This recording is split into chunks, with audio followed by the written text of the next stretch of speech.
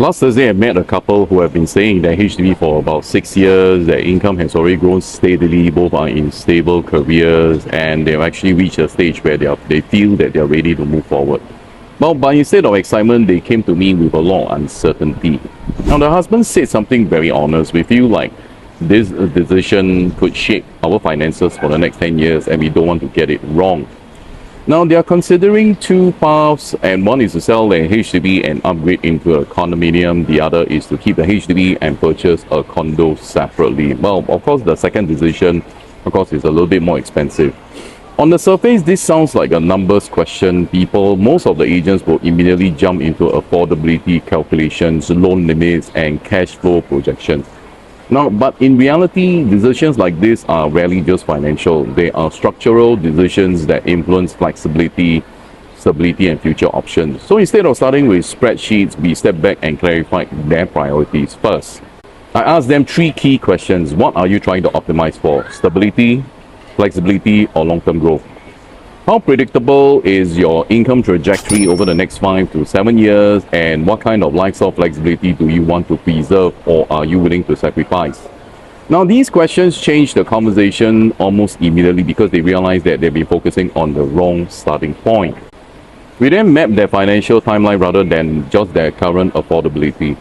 Now, many families look only at today's numbers, but property decisions work over decades, not months. So we analyze how their income might evolve, how their loan tenure would change with age, and how their children's education costs might influence future commitments. Next, we examine the opportunity cost of each path. If they sold the HDB, they will release capital and definitely reduce short-term complexity. But that will also give up an asset that could serve as a long-term buffer, rental support, or future fallback options. If they kept the HDB and bought a condo, they would maintain long-term positioning but increase their short-term financial responsibility and exposure.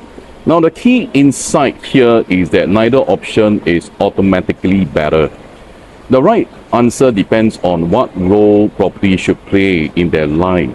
Okay, we also discussed something many buyers overlook: future optionality.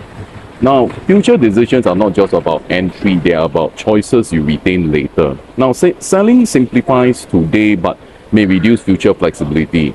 Holding strengthens long-term positioning but requires a lot of discipline. Now, when we reframe the decisions this way, the couple stop asking which option will make them a lot more richer. They started asking which option gave us better control over our future. That's usually when clarity appears. Now, property decisions are rarely about maximizing profit in the short term.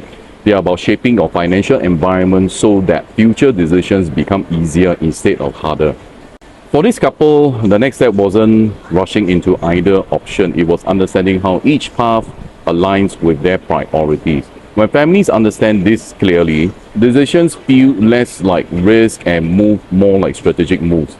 Now, if you're in a similar situation, the most important step isn't about choosing between selling or keeping. It's understanding what each path does to your flexibility, stability, and long-term direction.